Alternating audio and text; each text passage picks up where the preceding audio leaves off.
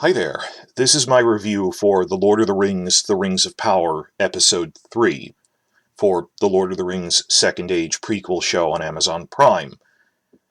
To start with my conclusions up front instead of leaving you in suspense, two things.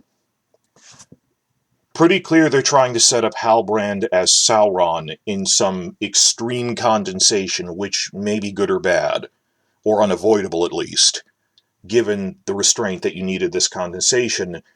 And B, up to this point, Halbrand is the weakest part of the entire show. That I realized that the common denominator linking the scenes I thought were bad was that they're all the ones that Halbrand is in. But as soon as he leaves that storyline, they get good again. Now, last episode, episode 2, he was only with Gladriel, and I said that's the one part of the first two episodes I really didn't like, that it felt like padding and it was slow. Now, when you see him moving into other storylines, then Gladriel leaves him and interacts with other people, or Elendil interacts with him and leaves and does stuff with other people, their other scenes were good. The problem was him. And I don't know how they divide up the writing duties, or if this is due to the needs of condensation. I wrote a longer original review. I threw that out because by the end of the episode I realized it's Halbrand and they seem to be doing something with him, that he's not just another human like Bronwyn. That is a big realization there. Will this be good or bad? Glass half full, I honestly don't know. But if this is at face value, it's bad. Now, I'm keeping this short. I threw out my longer thing because, like I said, the first two episodes are going to be a longer review because it's two episodes at once. It's the size of a movie because it's 2 full hours. I mean, full hours, over 60 minutes. And a lot of it was me reviewing the overall style or the Harfoots in general as a storyline, or the High Elves. We've already established everything, so I can keep this shorter. But to start with, that was the part that didn't work. That last episode I said, well, Gladriel in episode 1 was pretty decent, but episode 2, even accepting the contrivance that somehow she gets in a shipwreck to get her to Newmanor as a viewpoint character, her 3 scenes in the water with Halbrand didn't really work. And I said that there's one drawn-out scene of her randomly meeting some people at a shipwreck, and people going, oh, she swam across the ocean. When did they ever say how far she ran? Just she was swimming for a while and came across a shipwreck. His dialogue was weird and portentous and intentionally cryptic, and just building this guy up with this sea monster attacking them. Then a pretty decent dialogue-only scene, quiet dialogue scene between them, and which actually was character-based for her and for him. Oh, I'm from the Southlands. Well, I've lost so many people. And then a really long and drawn-out and redundant with the sea monster scene, storm scene where he saves her again. And again, I said, the amount of time and effort that you put into filming this physically, they did it in a big water tank, that all the preview things in like Vanity Fair, behind the scenes things, would use this as cover images, and this isn't important. This is a fluff scene. That it's the amount of time and effort that went into that compared to the nicer dialogue scenes in Linden or something. So you see what I'm saying here, that I realized this isn't just setting up Bronwyn and Theo or setting up Nori Brandyfoot. They invested a lot of time in those scenes in episode 2, and it wasn't padding to give Gladriel more to do, as I thought at first. And this is drastically disproportionate for an invented character. Like, they didn't do this much for a Rondir or Nori. They are investing a ton of time and energy in setting up Halbrand. Some have said that they should have dropped the first 3 episodes at once. They do that for some things. That's a pattern that Amazon does. The Boys dropped its first 3 episodes at once. I think they should have done that because Newmanor gets introduced in this episode. But it was so weird how much I hated this because it starts with Halbrand and Gladriel and this labored dialogue.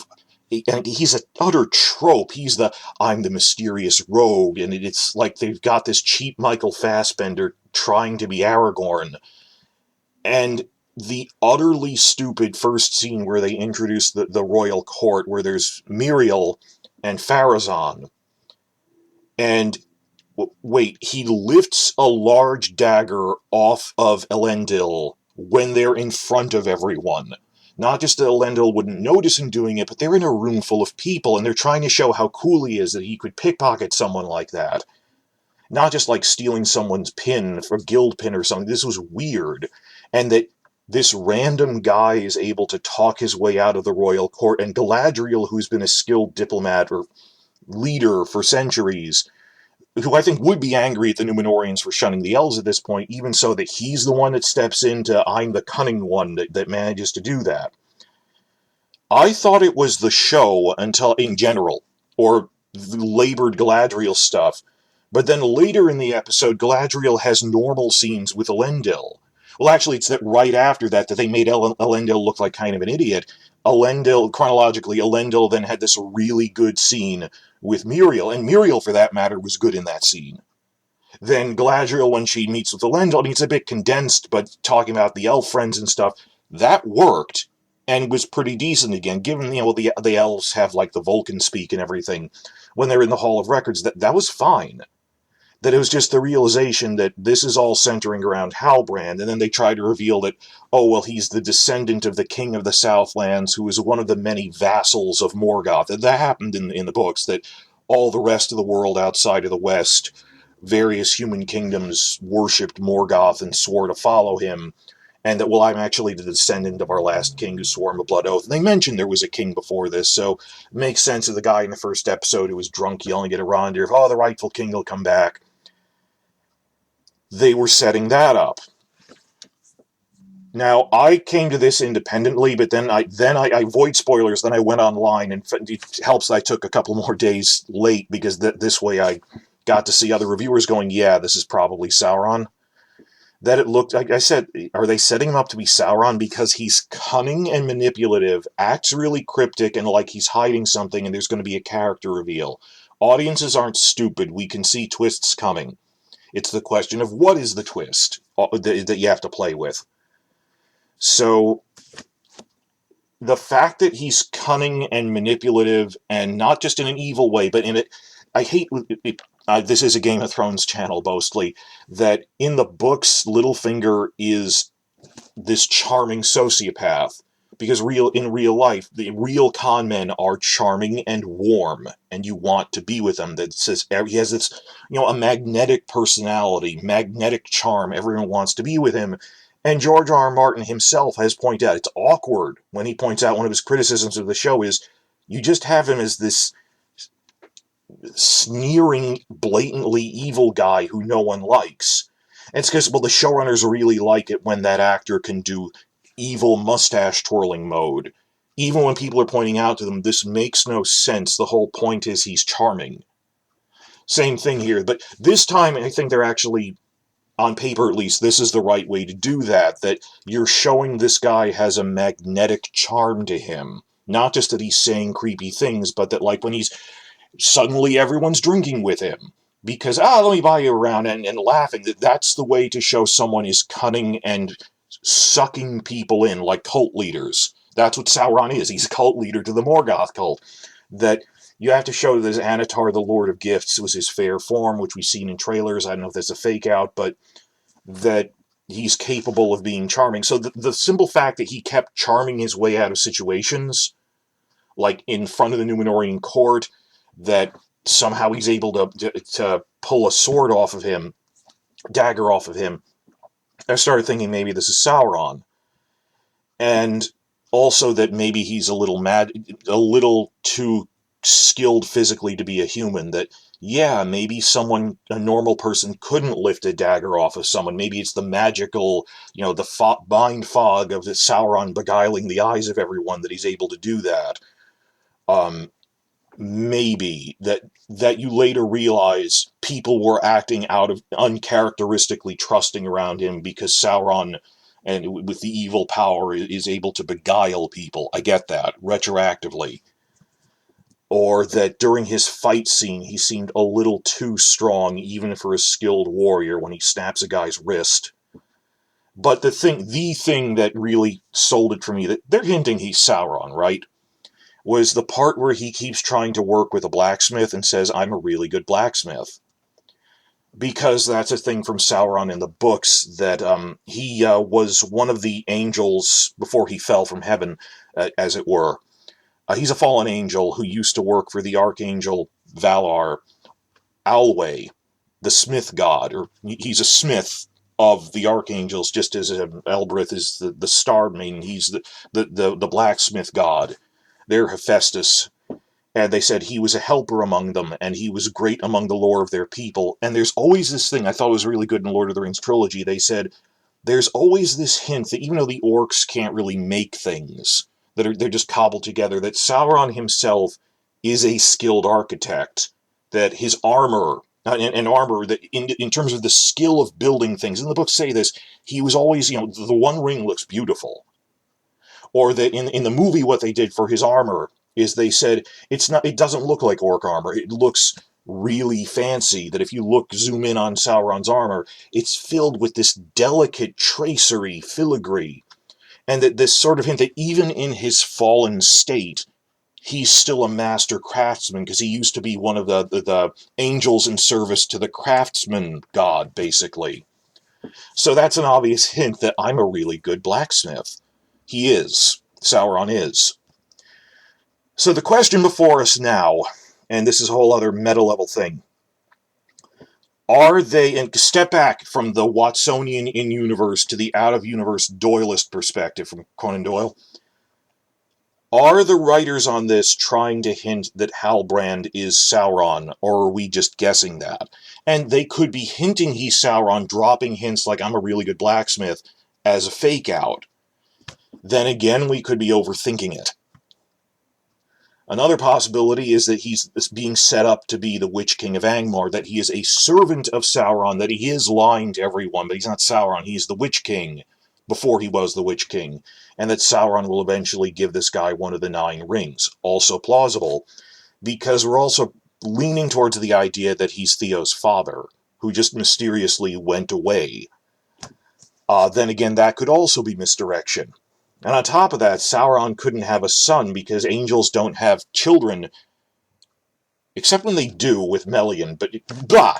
The point is, they're either hinting that he's Sauron or that he's a servant of Sauron who will become the Witch King, but the problem is it could be a fake-out, and an additional problem is we might be assigning the writers to be smarter than they are. Please talk about this in the comments. Game of Thrones fans will know the term honeypotting. We named it after the first time this happened, whenever they'd go off book. The first time they really went off book was when they changed Robb Stark's wife in Season 2, and they changed her name. It's not just that they changed her name. Martin said, I made them change her name because this isn't the character I wrote. That she's not this medic wandering around the battlefield, that she's a minor lord's daughter. And it turns out we all theorized because they were hinting at it. They'd have her sarcastically say, maybe I'm a Lannister spy. This led to the theory that, oh no, the writers aren't going off book. They're going to reveal that she's a Lannister honeypot spy. You know, a honeypot trap?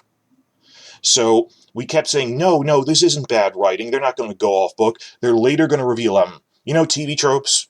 What TV tropes calls canon all along. Where you think they invented a character, then they reveal that was a disguise, I really am a canon character, that was just a trick. Which would make sense for a trickster like Sauron. But for Game of Thrones fandom, every time they change something, and the fan site leaders at the time, and I was just a noob back then, embraced the idea that the TV writers, we should have inherent trust in them. No, it's a honeypot spy. Then when Robb and his wife died in Season 3, and seasons passed, and no, she wasn't a honeypot. They're both dead now. There is no revelation that this was off book because it was setting up a twist, is the point. All the fan site leaders just forgot. They didn't hold them accountable, and that's the thing you need to be eternally vigilant about. That if you go, oh no, this isn't bad writing, they're setting up a twist later, you need to land on them when it, and not just ignore it because you don't want to be angry at them. And I'm terrified that I see the same steps happening here, where within a week, it turns out, this didn't happen in episode 2, but episode 3, past 6 days, there's been all this theorization that this wasn't a badly written character, because if he is who he says he is, this is a terribly written storyline. And now people are desperately thinking, well, no, this is going to set up a twist that he's Sauron or the Witch King, or he's really a bad guy in some capacity, working for Sauron. Because the other option is the show is bad. That in Game of Thrones fandom, that became a verb for us. Here we go honeypotting again. That in subsequent seasons, every time they went off book, they changed Sansa's story. They changed the Martells. No, next season we'll have a twist that makes all this normal. That it didn't go off book. Or even after they went past the books, that, well, nothing in Season 7 about the fast travel times made sense. Don't worry, next season they'll say that Littlefinger isn't really dead, it was just a shapeshifter that got killed.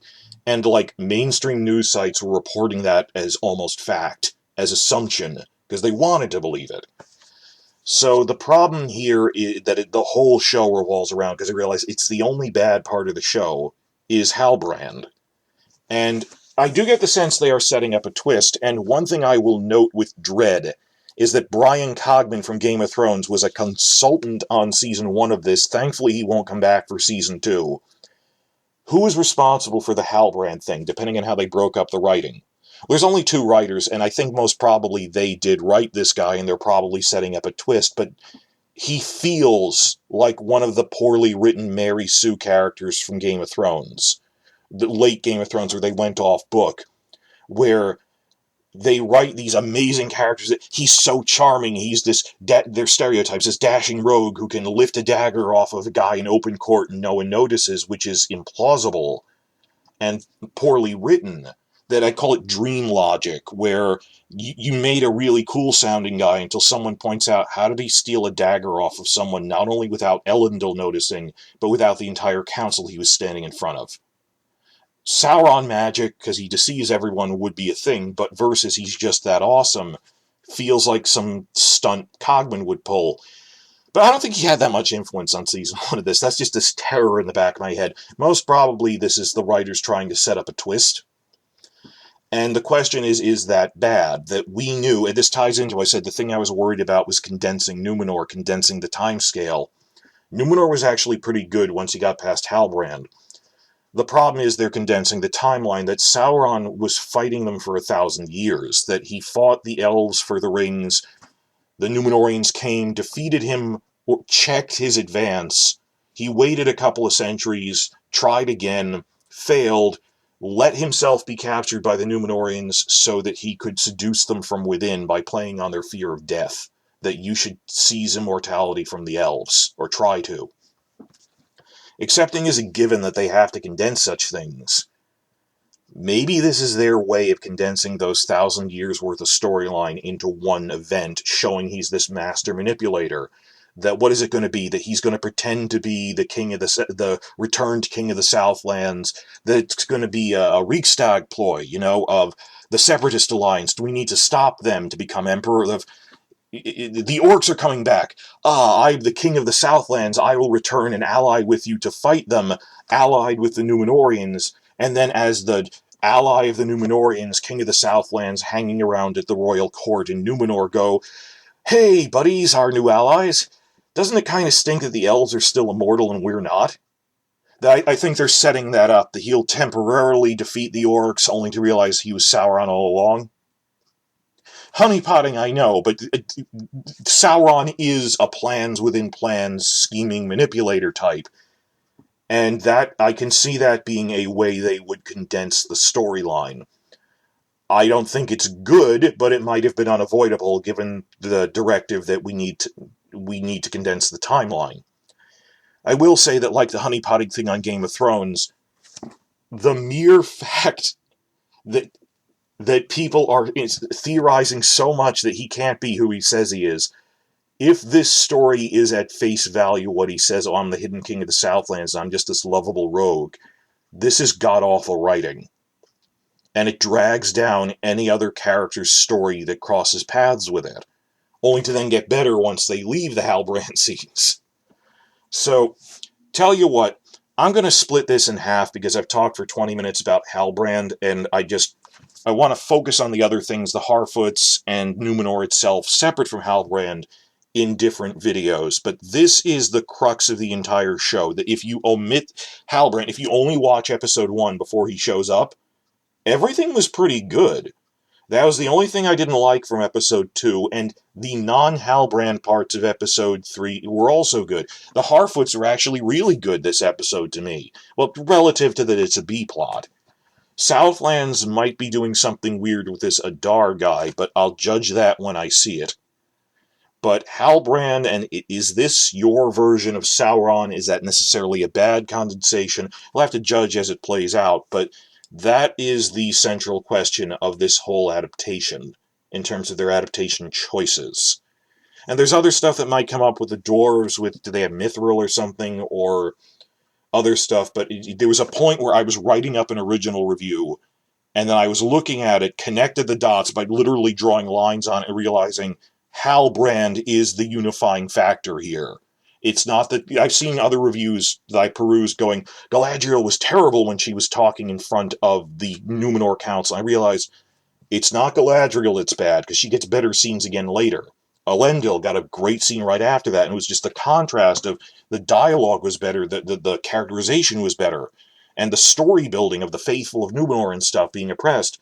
It's Halbrand is dragging down every scene he's in, and they better be going somewhere with that. Could it redeem the show if this is actually a twist? Well, redeem is a hard word, because I like the other storylines. Could it redeem Galadriel's story? Redeem, I don't know if there is such a thing, but right now, if it's at face value, it's bad. And thankfully, pretty much everyone keeping track of this, the major reviewers, everyone has been making, independently of me, because I was being spoiler-free, was making, this guy is Sauron or the Witch King, right? Videos. Which means they don't like the story on face value either. So this is all just talking about Halbrand in the comments, right? The other stuff about the other storylines, anything else, even about Newmanor that doesn't have anything to do with Halbrand, please, I'm making a separate video for that. This is devoted to Halbrand.